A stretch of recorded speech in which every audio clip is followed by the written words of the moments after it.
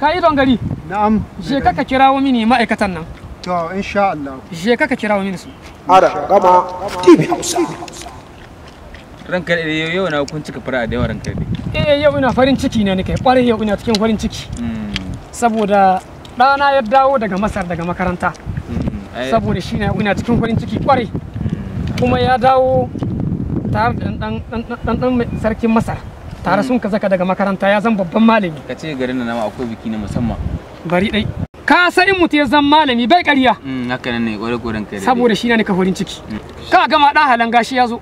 Na gani. Baba. Na ni dai. Sanu da zuwa. Sanu barka. Barka ku. An zo lahiya. Lalla dan matsa haba. Sanu da zuwa. An zo lahiya.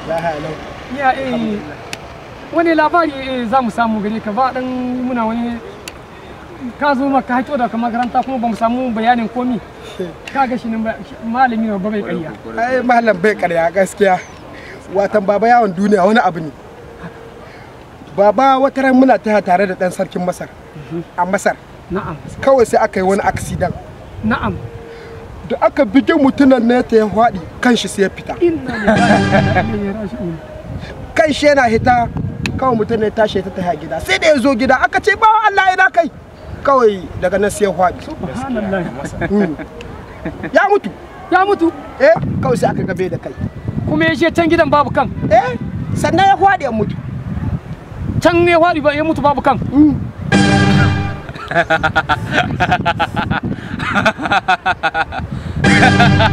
Kai, me kace dariya? Na ga nan malami. Na ga bai ƙarya. Babban malami da ƙarya. Ai ba girma. Haka ne gaskiya ne shi ka faɗa. Gaskiya ne. Gaskiya ta faɗa.